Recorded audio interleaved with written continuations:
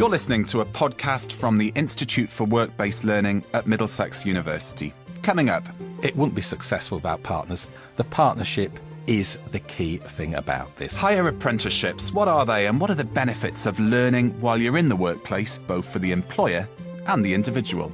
Hello, my name is Mandy Crawford and I work for the National Apprenticeship Service, and I have the National Policy Lead for Higher Apprenticeships and their development and the Higher Apprenticeship Fund. Hi, I'm Adrian Anderson. I'm the Chief Executive of the University Vocational Awards Council. Hello, I'm Goodison from CITB Construction Skills. My name is Darryll Bravenboer. I'm the Associate Dean at the Institute for Work-Based Learning, Middlesex University. Hello, I'm Workman. I'm the Principal Learning Development Consultant from the Institute of Work-Based Learning. And I'm Chris Jameson. This is a podcast from the Institute for Work-Based Learning at Middlesex University.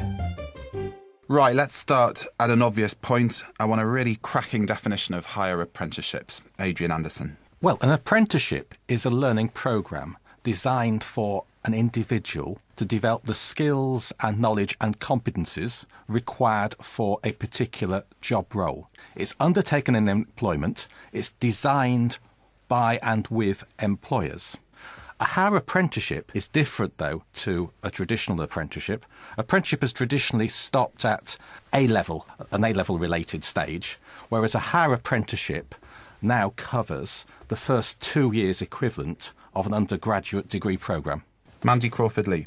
I see apprenticeships at the higher level as being a really high-value option, not only for high-achieving sort of learners in the workplace, but for those wishing to enter and progress within a profession or upskill within their organisation. I mean, critically, higher apprenticeships are a viable vocational pathway to degree-level status, and this can only be strengthened by the investment that the government has made in £25 million worth of development funding to develop and implement higher-level apprenticeship frameworks. I heard someone describe it as learning whilst earning, which is kind of useful in a time of austerity and recession, isn't it? It's key. And I think that there's two parts to it. One is it's meeting a particular employer need in terms of developing the skills typically of apprentices at advanced level, at level 3, the equivalent of A-level, who in many cases in the past there hasn't been that clear progression route. But now with higher apprenticeship, we have a very clear progression route for those individuals to develop the skills and knowledge to progress through technical roles into professional and managerial roles.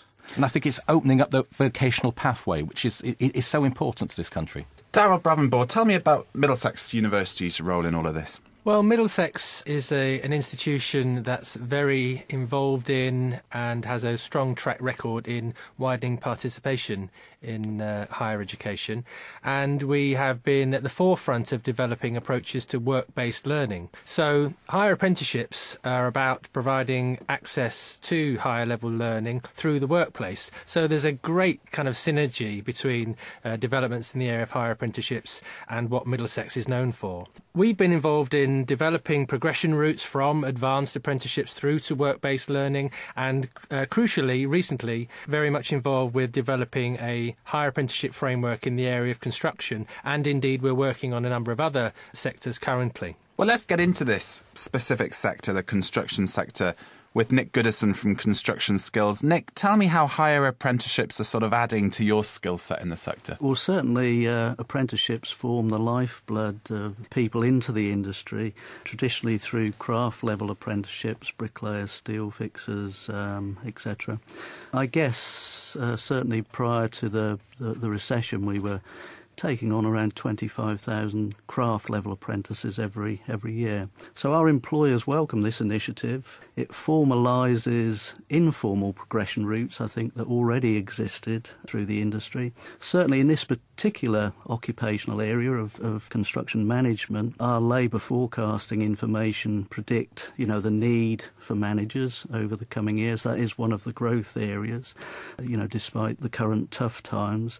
So certainly it's an initiative that's welcomed by our employers. Darryll. Yes, just to add to that, all of the proposals for developing higher apprenticeships supported by the government need to demonstrate that there is a clear employer need. So, as Nick was saying, because the employers in that sector have said that they need 2,890 managers every year for until 2014-15, then there's a clear demand there, and so we can be confident that this is something worth developing, and the individuals who engage with it can be confident that there are jobs out there for them to progress into. Barbara Workman, Middlesex University has been at the forefront of all sorts of educational advances in the last couple of decades. But is it surprising that a university wants to get into apprenticeships, higher apprenticeships in this way? Not at all. We really see it as an opportunity to develop another pathway into higher education. A lot of people who've done advanced apprenticeships lack confidence in education but want to go further, and so this really offers a route for them as they climb higher. And I think the way that we've developed it means that we can give them stepping stones from being an advanced apprenticeship to a higher apprenticeship, and develop latent skills and really give them opportunities to meet their aspirations for the future. I think it's critical for people to understand that there is this career progression route that enables an individual to start an apprenticeship and then go on and progress through technical and managerial positions on the basis of their ability. Nick Goodison. Yeah, I was just going to impress the need for, organisations, institutions that are developing apprentices to work with the sector, as Middlesex have done, to make sure that apprenticeship frameworks are being developed where they are needed. We don't want to put apprenticeship frameworks in place if we then can't, follow up with providing employment for those, or full-time, proper employment for the learners that have completed the apprenticeships. I'd like to follow on Nick's point there. What's critical about this particular higher apprenticeship is it started on the basis of employer demand. Employers came to construction skills and said they had a particular skills need. And then on the basis of that, through a partnership involving Middlesex University, a higher apprenticeship framework was developed. So it starts on the basis of employer and learner need. And I think that's critical to the long-term success of higher apprenticeship. Mandy, this idea of employer demand is obviously at the heart of higher apprenticeships. Absolutely. And if you think back to the government's announcement last year, this is about actually ensuring that we had long-term sustainable growth. I think it's probably more important that actually employers have the ambition, or the shared ambition, to increase the demand and uptake of higher apprenticeships. And this is a chance for employers to grow their own graduates.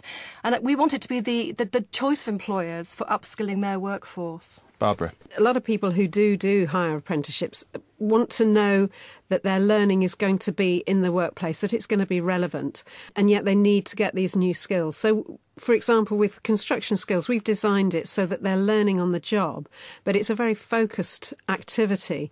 So they know exactly what they've got to do and how they're going to do it and how they're going to demonstrate that learning. So there is always a point. There's always a point to the learning. Yes, absolutely. It's not just sitting listening to theory. It's about applying it to practice and really understanding what they're doing. We've talked about the need for more awareness about higher apprenticeships, but Adrian and also Mandy come in here. Do you think that higher apprentices are the future in terms of the way people educate and learn in this country? They are certainly one part of the future.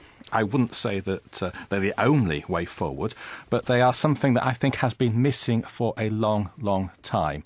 And I think the idea of having programmes that allow individuals in employment to develop the skills and competencies that their employer requires and that they require to progress and develop their role is fundamental, not just to the individual and the employer, but to the country as a whole. It is just one offer, but it's a very important offer. And I think research of late from the University of Greenwich has shown that around 13% of apprentices do actually progress on to some form of HE within 4 years of completing their framework. And a survey undertaken by the National Apprenticeship Service also shows actually that around 50% of advanced apprenticeships, so it's typically below the level that we're talking about, report that they would be interested in progressing on to higher level qualifications. And a higher level apprenticeship is a natural progression route for those individual vocational learners. There is a kind of cultural issue in terms of apprenticeships in this country. If we compare this country's activities with other European countries such as Germany, where there's a clear expectations that employers are going to take on apprentices operating at this kind of level. And I think we do need to try and shift the kind of culture in this country a little bit so that there is a greater parity of esteem between those people who are perhaps studying through a more traditional route through to university academic, in quotes, qualifications, and those who get higher level learning through a higher apprenticeship route. Adrian Anderson, the partnership element to this is key, isn't it? Yes, it's fundamental. It wouldn't be successful without partners. It started with employers, then involved in construction skills. It involved UVAC bringing together further education colleges and Middlesex University. The partnership is the key thing about this. Thanks to all my guests. For more information on work-based learning at Middlesex University, ring 020 8411 5050 or online at www.mdx.ac.uk/beyond training. Listen out for other podcasts in this series on YouTube. Search for University IWBL channel.